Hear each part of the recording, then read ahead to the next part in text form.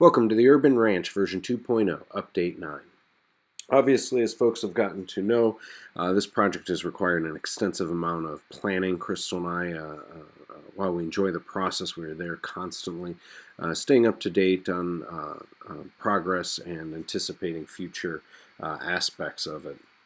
And of course, not only are we enjoying it, but we have a number of individuals that we would not be able to do the project without, specifically our executive team of the Urban Ranch Living.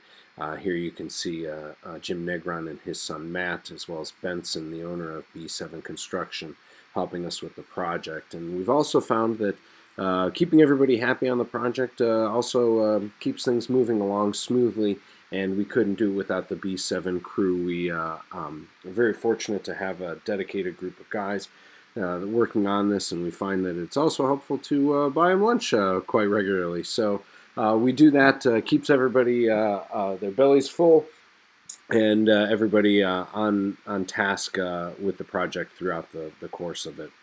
You'll see as this we move along here, the back of the home, or the east facade, you can see some of that steel that we installed in a previous video. Again, that was necessary due to the depth of the addition being just over 12 feet. Ironically, it turned out that it was about a 2-inch addition onto that required the steel from a structural perspective. You can see the guys putting in the floor joists for the basement below and for the first floor there. On top of that, then, as we've seen in previous videos, that sheathing is not only screwed, but it's glued down as well to prevent any future squeaking in the floor. From another view of the floor joists and that going in here, you can see these guys move at remarkable speed. One of the reasons why we are on time with the project. You can see kind of a still frame there, the back of the house with the that steel, and you'll see the two support steels that are in the foreground there with the piece of steel on top. Again, we're going to have a second floor balcony over top of the addition. You can see the original doors on the back of the house. Those will lead out to a balcony that overlooks Frank Fetch Park. You can see the first wall of the addition going up there. Up against that wall on the inside will be a fireplace and a TV. See the guys continue to move along here.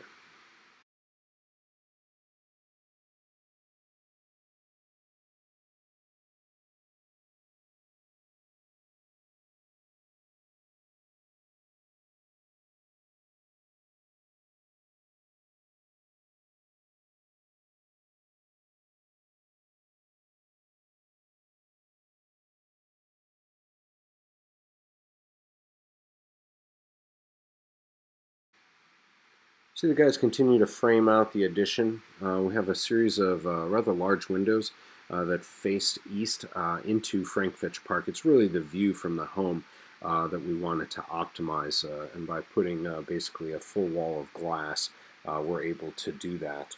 Of course, none of this would be done without the watchful eye of some particular individuals, and obviously our camera that we have. The guys always know that the cameras are rolling, and I know they appreciate it, and so do we, being able to provide an audience for these time-lapse videos. But of course, this is all done under the very watchful eye of the man himself, Jim Negron.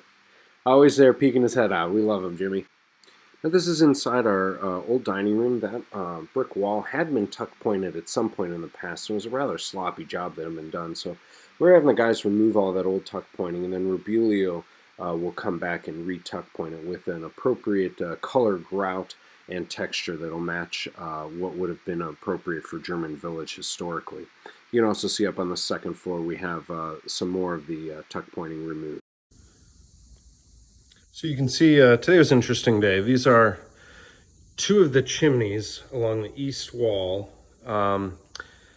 that from the back side, from the outside, we removed the wall underneath. What we want to do is we've had this brick exposed to allow it to kind of sit proud in the finished space, but there's significant weight to to the fact that we still have a chimney here, and then that sticks up above here about another 14 feet.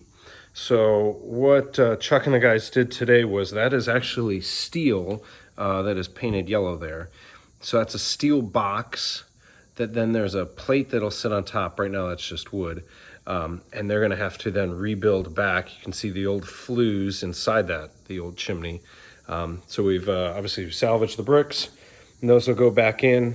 Baseboard will come around so you won't see the steel, and the same over on this other side. So yeah, pretty interesting little detail just to be able to get us to preserving the chimneys and the aesthetic. And obviously we gotta patch over these vent liners as well. So pretty interesting. Here's another view of the second floor. You can see our temporary stairs going up to the third floor. What you can really feel now is we've covered over with that new plywood sheething.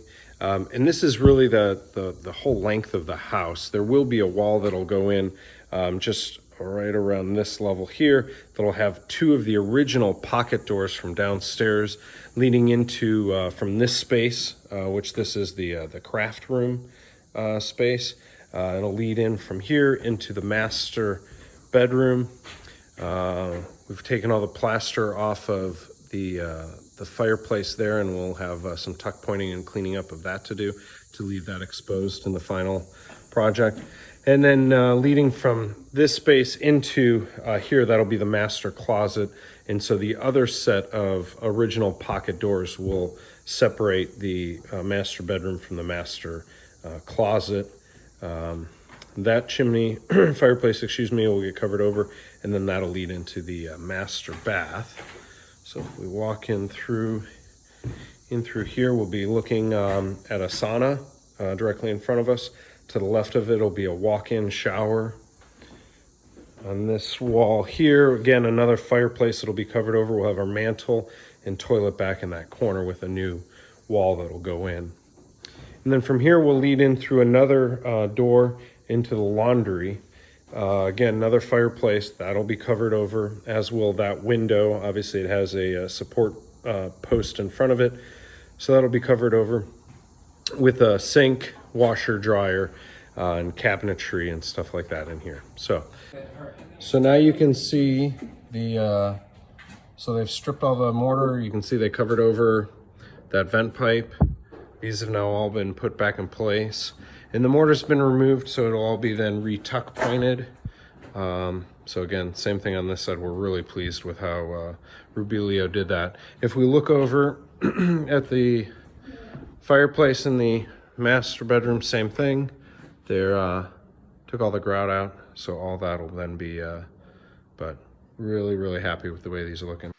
Really happy with the team's removal and cleaning up of all that brick.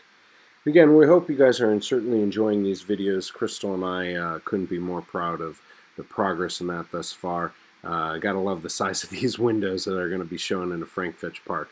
Look forward to another update coming soon.